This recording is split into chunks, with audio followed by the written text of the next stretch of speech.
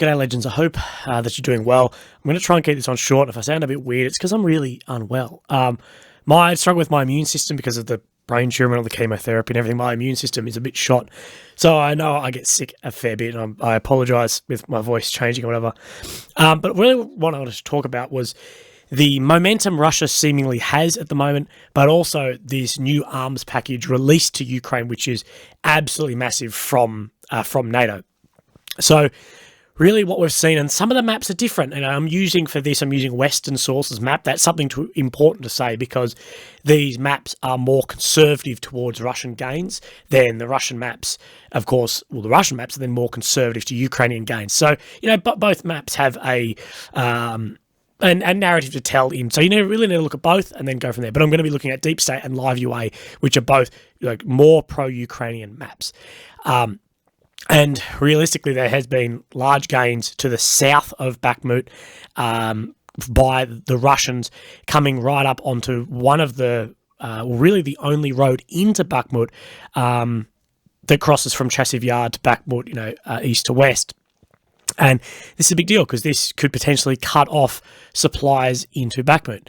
Bakhmut, a lot of people have said that it's not important, and I disagree, because the amount of people that have been lost on both sides trying to take this, if it wasn't tactically important, well, you wouldn't have so much bloodshed over it. You'd go to a more defendable location, although, of course, this is definitely at a very defendable location, because Ukraine has defended this for months and months and months. When we talk Russian gains, we're talking very small. But when I say the momentum, seemingly currently that momentum from the Russians, they've taken Soledar. They were held up at Soledar, Bakhmut for a long, long time. Yet they've had that breakthrough on Soledar and seemingly took a lot of ground very quickly. And on the south of Bakhmut now, heading west, they are making ground in around and looking like they could encircle Bakhmut. Will it happen? I'm not sure. Personally, I think that it will. But interestingly enough, it has actually come out from the German intelligence from Spiegel, has said high losses of Ukrainian army in Bakhmut.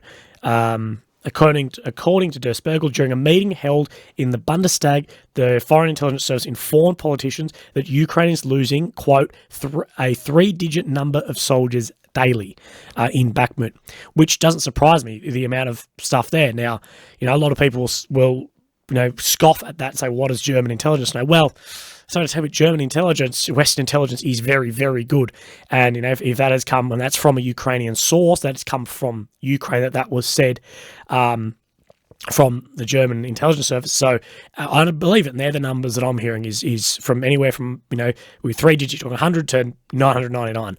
And I'm guessing it floats somewhere within that. And that doesn't surprise me. These places are a meat grinder on both sides. Is one taking more than the other? Well, yes, the offensive force will always take more casualties than those defending.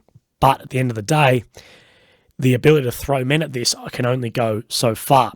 But the question will be more is, will this momentum of the Russians at the moment be stopped by these new weapons coming into Ukraine? And I just want to sort of list off some of this to get an idea of how much this was. The US alone was $2.5 billion.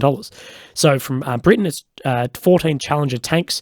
This says that Poland will give 12 Leopard 2 tanks, which that, you need to put an annex on, because, well, no, Germany's still holding that up. And although Poland has said, well, we may give them anyway, well, it's not probably a great idea for that relation between the countries.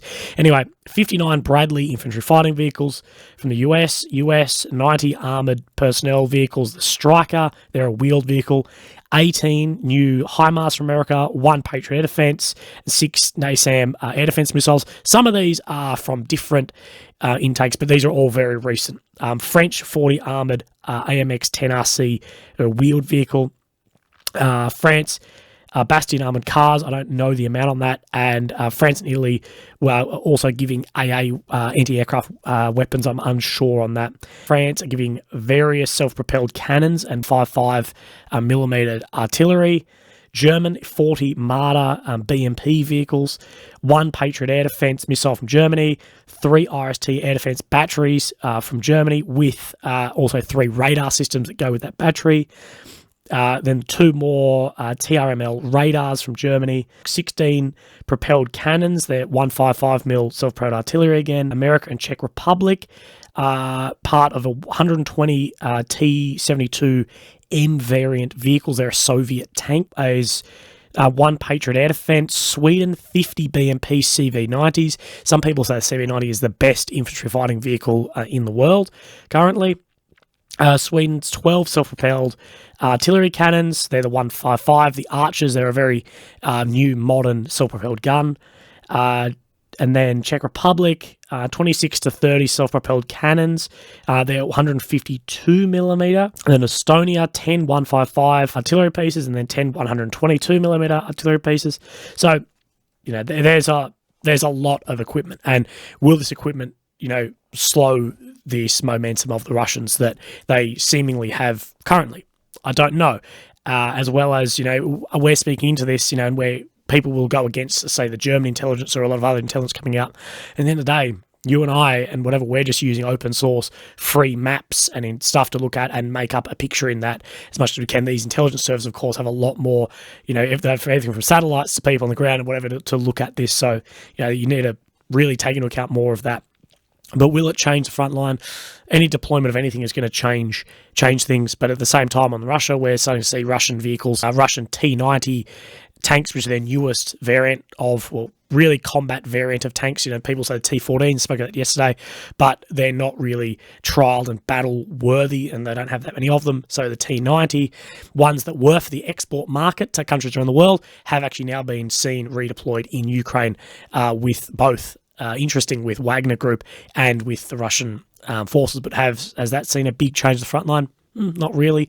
Same as the massive deployment of Russian conscripts. Has that made a massive difference in things collapsing everywhere?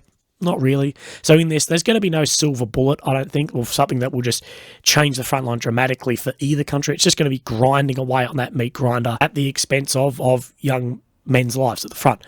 And we need to remember that, I think, with all of this, that is, when we see this moving and those vehicles firing and whatever, that's at the expense of young people's lives fighting this war. Of course, I know that Russia could call off this war and this invasion at any time and this be finished. But either way, I think that's enough. I think that's pretty much the news from today. Is that potential gains in the southwest of Bakhmut may be cutting off this road, as well as that a massive amount of equipment. So look, hopefully I'll be back tomorrow if I'm feeling a bit better. But look after yourselves. Have a great day. And cheers for listening in as always. Thank you.